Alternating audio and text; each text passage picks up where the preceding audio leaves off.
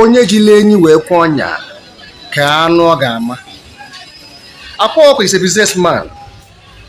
Guy ka ọ na-alụ onwe ha ọgwụ. I greet you all my lovely fans and friends. Ọkwa Ezikuku. Agwara m na tata na mma akọla ụnụ ka Akwa Okuko si wee napụ mmadụ $5,000 plus ma sị pịa anya ife because gịnị na o nwere unknown gun boys na-ejeli ije ka ndị agha bụrụ mee. O nwere one guy nke ga voice ya ebe a nwa obele picture dịkwa na vidiyo maka na mgbe a na-alụ ọrụ mmụọ anwa eji alụ ya bụ guy picture tọ n'iru akwụkwọ but mma cover ya cover for gịnị security purpose maka na Akwa Okuko and the boy said me they can carry anybody durie gị na-agụ ebulu onye nwụrụ anwụ asị na-eme dibia. This man for ife akwa na-eme n'iru akwụkwọ ọ na-eke ego ọ na-ezi Thanksgiving ọ na-ezi nke a ezi nke ọzọ ebe wee si oke ọ dị ka onye onwere ọgwụ ọ maha na ọgwụ adọrọ na aja mbene ka a na-eme. Kedu ife o merụ mbụ the boy jụrụ na nke Akwa Okuko nna agwa ụmụ Igbo forget ife ị na-afụ n'iru akwụkwọ ọkwọ biribiri n'anya onwekwughị onye nwere ọgwụ na ndị efu na-eme ihe n'ihu akwụkwọ sikima adịghọ out of 200 dibe n'ihu akwụkwọ only 3 nwere ọgwụ ọ dasị gịnị ndị aja mbene and ndị ahụ nwere ọgwụ anaghị eme ọnụ mana ndị a na-eme ọnụ na-eke ego ha enweghị sikim ọngụwa bụ their office. This boy wee jee nke Akwa Okuko. Akwa Okuko wee pie format ọsọ Akwa Okuko na mmadụ $5 million, $10,000, $100,000. Ịma why? Ọ ji ịkwụsị adị ụgwọ ahụ afọ agị ụfụ feda bụ gịnị ọ na watch wee pịa ya $5,000 ego igwe. The boy kwụ anya. This my video ga-enwe 2 advice because ụmụnna anyị na-eme nzuzu mana Akwa Okuko ga-enwe nke ọ ga-enwe n'ime ya.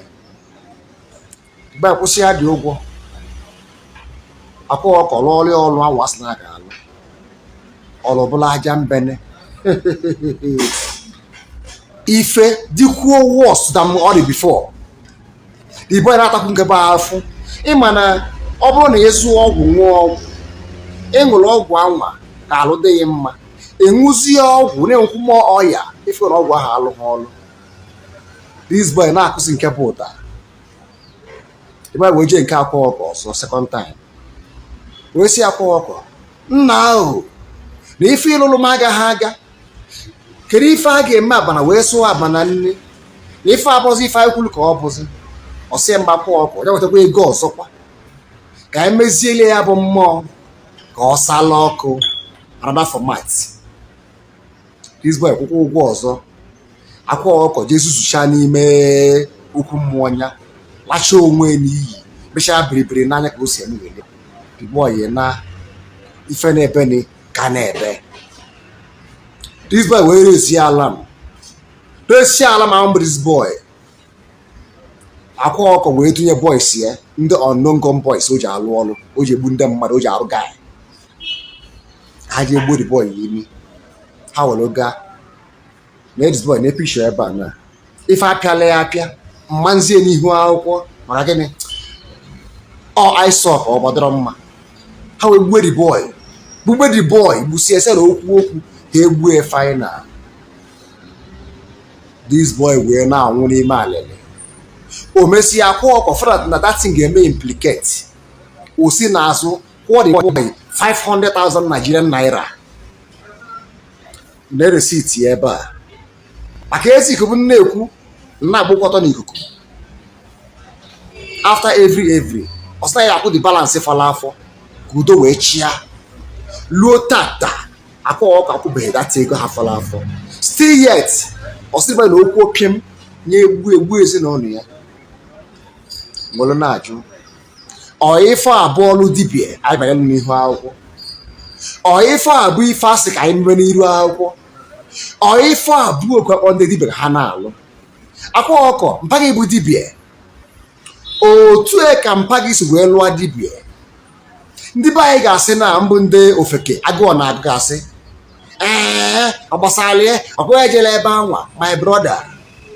asị dibia dịkalụ mma niile gba ọsọ agụ ị ga-agba mbọ deliver ọrụ asị gị lụọ do na asọmọlụ nwere ike ọma nlele because gịnị na nwere ike onye ahụ enwe mmụọ ọzọ mana ịbụ dibia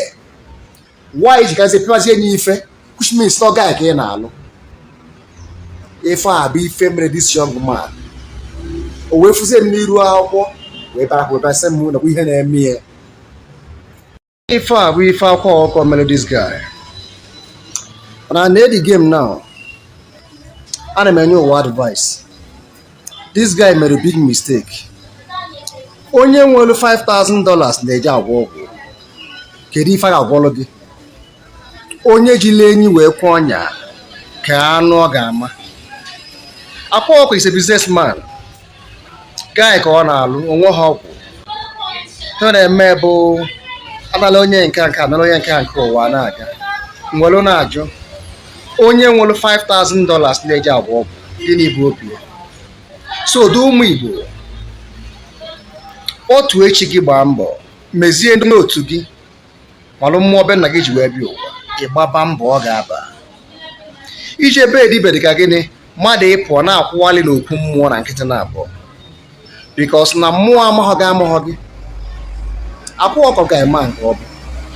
for you to avoid all these things by all these people ihe ha na-eme n'ihu akwụkwọ ego ifula na as format bụ gịnị nke ka a na-ede a na-eji Igbo Okuko enwude nnekwu mana Akwa Okuko were ego this boy nye agba nke fala afọ because gịnị ọma ndị mma ịbụzi ekperi maka ịbụ na forget ya format ya na-eme anyị ma onwe anyị ma ndị bụ guy mana ndị nwere ego ma ndị enweghị ego ị na-eke ego n'ihu akwụkwọ mgbe e buru imu ọnọ gọọmenti ọkwa atụrụ ego ebupụta gị atụrụ ego ọ tụrụ ego mmiri enweghị ọtụrụ ego ọtụọ mbụ eze obi ọtụọ mbụ ndị ọzọ ewebe out where is the money that time ya ga mbụ eze Jizọs oru ka eburu eze Jizọs afọ 1 million na akaụntụ ya hapụ na ife unu na-eme a na-akwụghalị eme promo ego ndị bank were ego this boy ga-anye ya ego before 1 week because na mmanụ gị aka until you the money ihe ọjọọ ka na n'ala Igbo onye ji ogwu ọ nwere udo